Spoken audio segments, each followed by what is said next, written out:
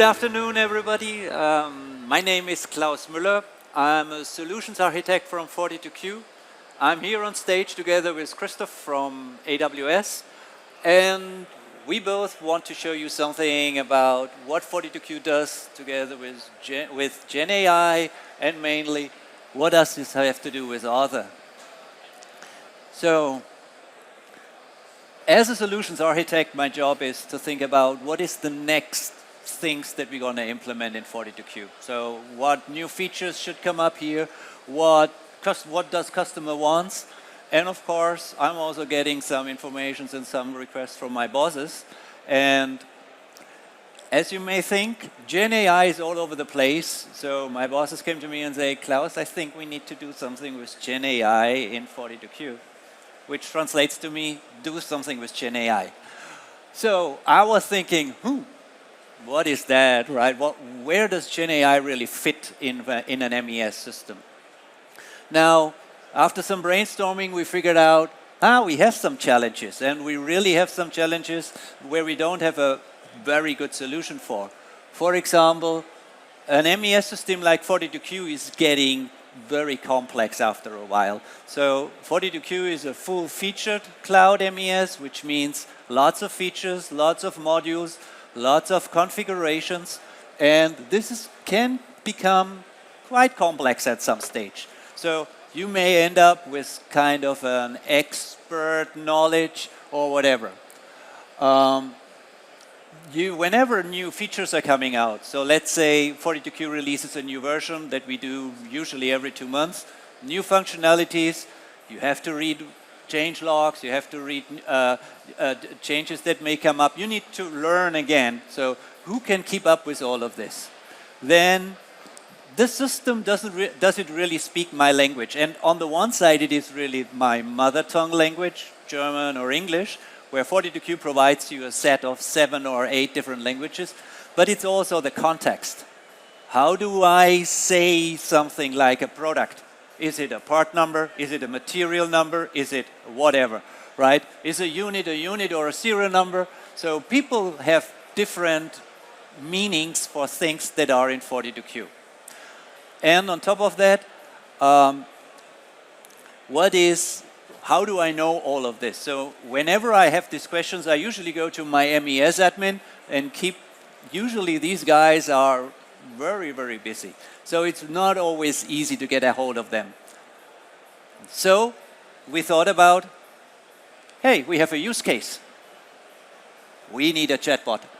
Well, a chatbot is something that is almost everywhere right now, but our chatbot really, we want to see this as an expert level helper that allows you to say, what if I have something on my hand or straight on my front end or even on my phone that tells me everything that I should know about 42Q. So somebody who understands 42Q in and out, somebody who understands probably my data, and somebody who understands all of this and explains it to me in my language. Again, in the way my mother tongue as well as the way how I can understand it.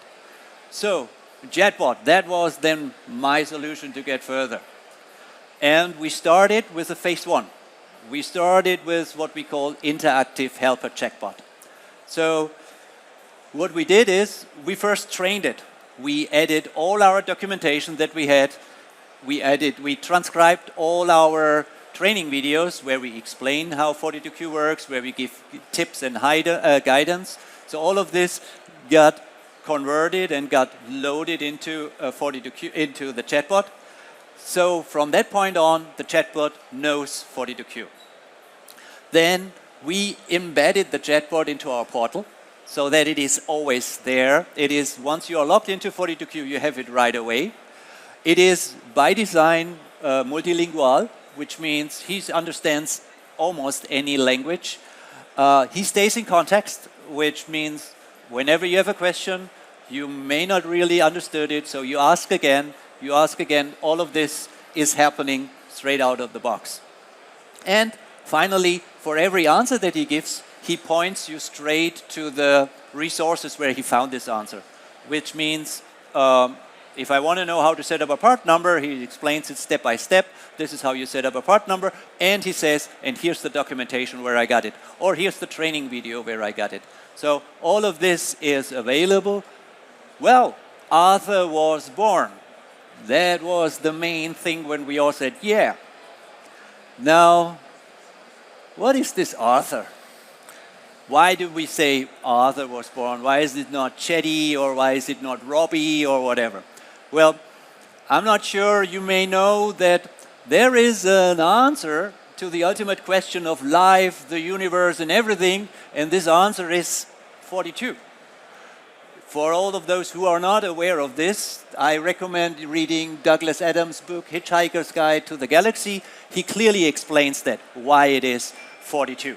And that was also the reason why we decided to call our product 42. 42Q stands for the ultimate answer to the universe and everything. And what question do you have? Now, the main actor, the main guy in this book is one called Arthur Dent. And we thought, that might be a good thing, because the most of the time when this guy was in the book, he was answering questions and he tries to get around. So we decided it's Arthur. There was a bit of a debate, but Arthur made it finally. There's also a nice add-on to this one, because we have a lot of Q&A sessions. So whenever we have a question, now we have Arthur, and he gives the answer. Good. So the first feedback that we got, because we released it, it's right now in our product. Wow, that's pretty cool. We got very fast responses comparing to reading the documentation. It references the original sources, as I explained earlier.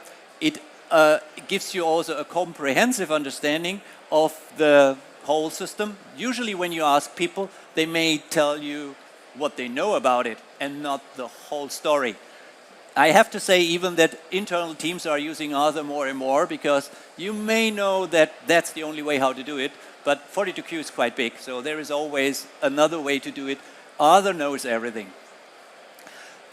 What's also interesting, we figured out that customers are using that for training purposes. So they said, if you don't know, then just ask answer, and then people learn more or less on the data themselves. And finally, with our training and video transcription, we go way beyond a pure documentation, because in the videos, it is simply explained why you want to do this. So Arthur now explains you also why you want to do this. So that was all very good, but honestly, that was not the end of the show. So once this was out there, we thought about, can there be a phase 2? And the phase 2 in our idea was really let Arthur understand the data as well. So until now, it understood the software, it understood the system, but not the data. So we decided to connect Arthur to our 42Q MES database, which simply means Arthur itself runs live queries against the connected database or the instance where you are connected right now. It provides the data that is currently connected, and it shows you something like shop orders, part numbers, routes, defects, whatever you may very likely want to know. We have limited at the first part. We are adding more and more functionalities as we go.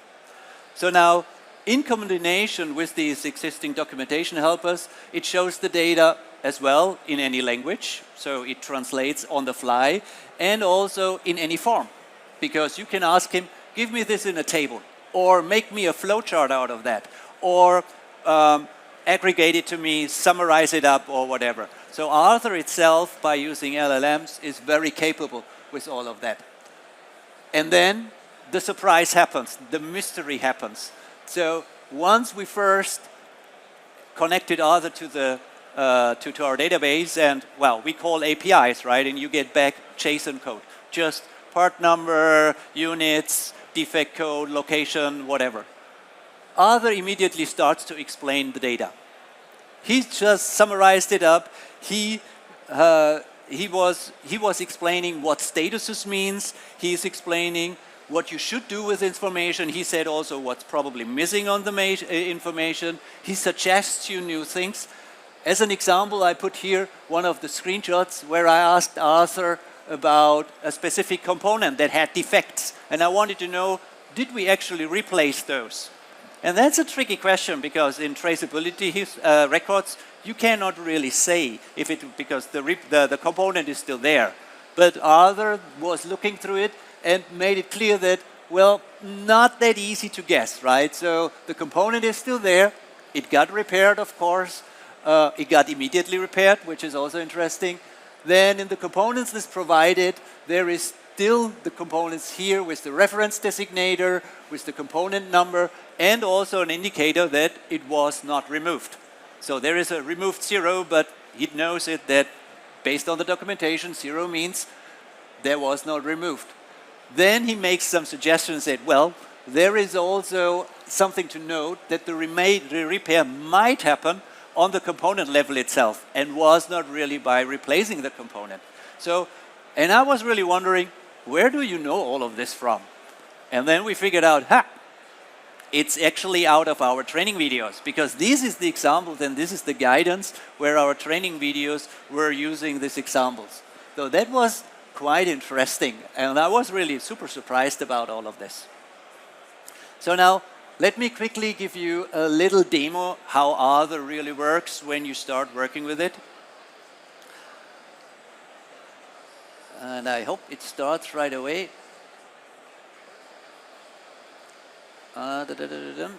Yep. So you usually start, or a very standard way to go is show me all the shop orders that are currently released. And now Arthur ask you first, what part number, what product do you want me to ask? Okay, e-bike, because we are tracing, when you have this e-bikes carousel here, this is what 42Q is currently tracing. So you get 2 shop orders. Both of them are released in January. And then I ask, okay, what units, what serial numbers are on these shop orders right now?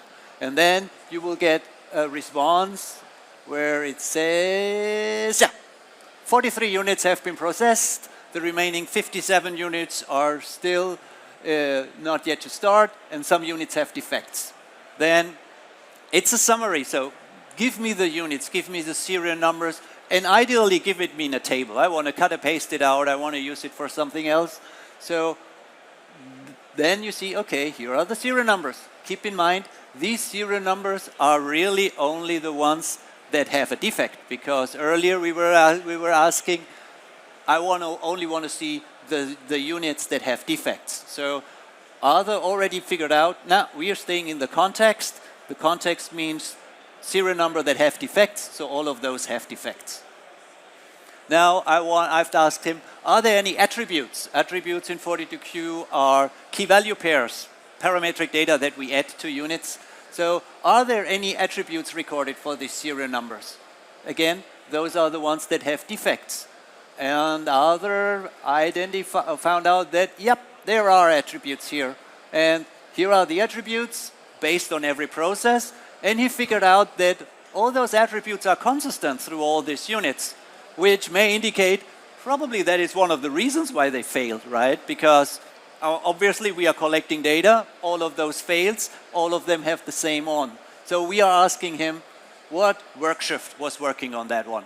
Who really was working on it? And he said, yep, there were 4 work shifts working on it, and the 4 work shifts are 1, 2, 3. So you have seen that. Now, what I asked him is, can you tell me which route was in place for this shop order? And let me pause here a little bit. Routes in 42Q are a little bit tricky, because there are no routes assigned to shop orders.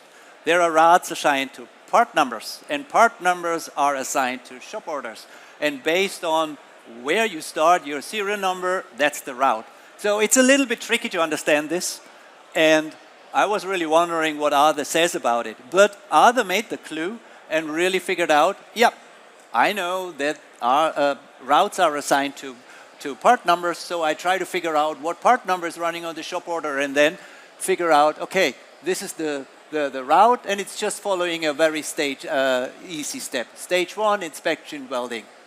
Then I thought, let's make this a little bit nicer, put some HTML and CSI style sheets. Yep, he does this as well. So on top of that, because I know now how all the data is, yeah, how do I configure all of this? Now Arthur goes back into my documentation and says, okay, you want to configure all of this, you have to first think about a pre-planning step, then go to the system and do it, and then create the route. As I said earlier, route assignment is a little bit tricky, so I asked him, how does the route get assigned to shop orders? Because there is nothing like this. And then he said, well, here you go, you have to do the part by route assignment. So Arthur is a very interesting guy and quite clever, actually more clever than I thought from the beginning. All right, when we've seen that, we thought, wow, that's really cool. And for us, it's a complete new UI experience, right? Until now, we were really thinking about, I click there and I see something. Now I really interact very more in a natural language way. And it also, as said, stays in context. When I showed this to one of my product manager, they were really impressed because they said, wow, that fixes one of my issues in night shifts when my production control is not around there anymore. Then I can just have anyone who have access to the system use Arthur and say, hey, are there still shop orders available that I have to produce? Oh yes, you still have 2 shop orders to produce. And are there more units in these shop orders? Yes, you still have 100 units to release. So how can I release the shop orders? And he tells me, okay, go to shop order control, shop order browser, release the remaining shop orders, and you're done. So you may think about, hey, why, if you know all of this, why don't you do it? Now we are getting a little bit scared. This is really now our phase 3, and instead of doing it and starting work right now, we really step back and say, should we really let Arthur operate? Should we really make GenAI to release shop orders, to manipulate your production? Should an AI really make this decision to stop production? Is this something that we are ready to do so? I mean, you may know that an AI is not always 100% correct. Can we live with these limitations? How much guardrails do we have to implement? So on our side, on an IT technical side, all this can be done. But are you ready? Is the manufacturing side ready to take this? Is it a step-by-step thing? So this is really where we are right now. And there's a lot of discussions going around this if we should do the next step. Technologically wise, we can do that. I leave this now up for you to discuss, and I hand over to Christoph to give you a little bit more details about the background, how we did that. Thank you, Klaus. Good afternoon, everyone. So my name is Christoph. I'm a solution architect with AWS. And I'm very excited by the use case that 42Q implemented. But the question I have is, how did they do it? So I want to introduce you to what's behind an infrastructure that's leveraged in AWS to build such a intelligent chatbot. So you may have seen that slide already today. If you've seen other sessions, this is the generative AI stack on AWS. So you can see there's 3 separate levels because we cater for all types of workload that you may want to build. So the lower level is really the infrastructure and all the tools you need for model training and inference. So all the way down to hardware where we provide GPUs off the shelf from NVIDIA, for instance, that you can deploy in your AWS infrastructure. But we also created our own hardware and chips to make the training and the inference of model more cost effective, more efficient. We have all the tools to help you leverage all that infrastructure. So for instance, our SageMaker service that really helps you accelerate all the deployment and the training of your models, building model from scratch, and so on. And then all the rest of the infrastructure that you can leverage within AWS and tie into your GenAI application. The middle level is the tools that we provide that allow you to build with large language models and other foundational AI models. So this is our Amazon Bedrock service, which is what 42Q uses to build their application. And this includes various capabilities that are built in the service, for instance, guardrails and agents, and I will explain a bit more what that means. and why this is important. And then the third level is really application readily available that leverage large language models and other foundational models directly accessible on AWS. So for example, you have Amazon Q that allows you to do similar thing to what 42Q is doing on your MES data, but on all your AWS infrastructure. So you can ask questions directly in natural language and query about your AWS setup and infrastructure. We also have Q specific for other applications within AWS. Also Q for developer, which uses AI to help you develop code, so you can really accelerate how you would build a solution like 42Q's using those tools in AWS and using AI to help you develop the code faster as well. So if we focus on that middle level and Bedrock, which is the service and the tools that we have to help you build AI-based solution. So Bedrock is a service that really simplifies a few things, and this is what we are hearing from our customer. The first one is the choice of models, and we'll see the next slide that Bedrock allows a very wide choice of models that you can use, and the idea is that this will help you optimize your cost and the latency of your applications. You can really right size and find the right model that will be not too big for your application, so you don't pay too much, so you don't have to wait too much for answers, but really select the one that's more appropriate for your specific use case. And that also allows you to optimize for the latency, for the accuracy of the results, and really select the model that you want. And as models evolve and new models get released, then you can automatically switch, well, you can switch to the newer version and get a better performance, better results. You can also customize it with your data, like we saw in Klaus' example.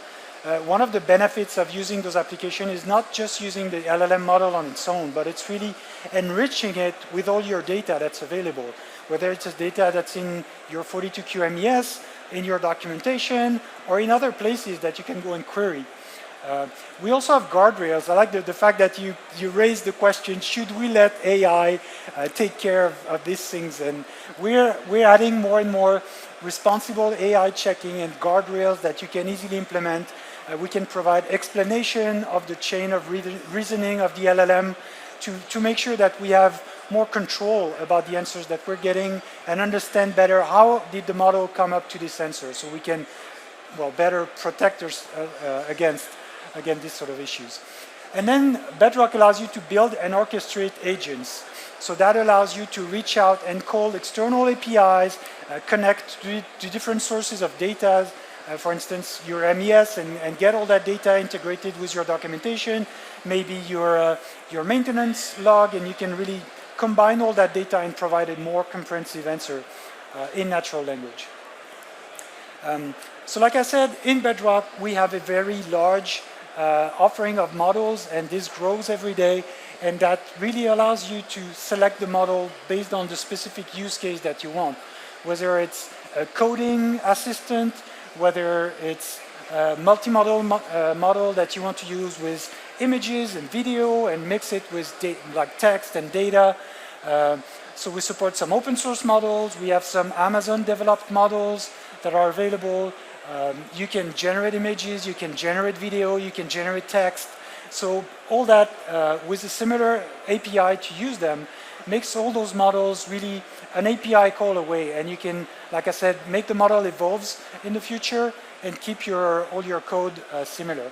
And Bedrock Marketplace also allows you to use model from all different of external sources as well. So there was a lot of talk about DeepSeek a few weeks ago.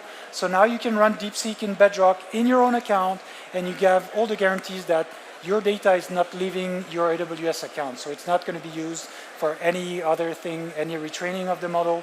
So that really guarantees the privacy, the confidentiality of your data, and the control about what is happening when you use those models in Bedrock. And then finally, Bedrock agents, like I said, so one thing is using just the model to ask questions, and it's very good in like general knowledge. But when it really gets interesting is when you enrich the model with your own data, with your own knowledge. So this is where agents can help you access the data by calling APIs in your company systems. You will enrich it. You can also, like I said, have that traceability of the chain of thought and the ability to modify those prompts, understand better how the model thinks and how to better call the model to use your data and make a more meaningful response. And also include all the guardrails to monitor, to make sure that you're not going to get responses that you don't want to, or the customers cannot ask things that you don't want to. So if we look a bit more under the hood on how 42Q do it, I'll give the thank handle you. back to Klaus. Thank you. Thank you. So yeah, how did we do it? And everything that Christoph was explaining, basically that's what we used, right? So we were using all our documentation, as I said earlier, and we put this all into a rack, into a retrieval augmented generation, which basically means we ran the transcription service from AWS, stored it in a S3 bucket, get all our documentation stored in a S3 bucket. We leveraged or using Bedrock agents that uses our Lambda functions to call our APIs. Then, of course, we need an LLM. In our case, we used Anthropic Closed Sonnet. We tried a lot, and the beauty of Bedrock is also that you can just try out, right? You just flip around and see, is it better, is it worse? Currently, we see the best results with Claude. And we use, as standard, our API gateways to control access to our APIs. And why did we choose this? So why? The most important one is the first that I put here. All data stays inside of the AWS account. As Christoph said, this is a very important thing for us because there is tons of discussions around who is getting all my data. Keep in mind, it's not only the data that you get response, it's also your asks, your questions. Who is training on this one? You really don't want to get this out of it. 42Q, the way it is designed, everything stays in your AWS account, in the AWS account, which seems it's as secure as the data itself, because that's where it is. We try to stay, we already committed to have one chatbot for all our resources. So you've seen we have the documentation together with the API and the data. We think about new functionalities as well, and we stay with one chatbot because it should be a one go-to application. The access control is done actually through the login, so you don't really have to authenticate again. It just, once you are logged into to our portal, you have access to the chatbot. We have guardrails in place, and it's an out-of-the-box solution. So this is how we did it, and honestly, we're quite happy. We are quite happy about this one. Little of an architectural drawing how all this works. So now, what's next? What do you do with all of this information? If you want to see for Arthur in action, or if you want to know more about it, we have two booths. One is right there at the booth number F2072, or we have a little kiosk here right next to this e-bike station where we also can show you something about what we do. We can show Arthur. We can also show something what we're going to do with GenAI or with AI in 42Q. For example, we predict repair processes. We do way more about with AI instead of just using GenAI. And then you can also talk to us and try to understand how 42Q may help you and how 42Q can help you getting your issues fixed. That's it from my side. Thank you.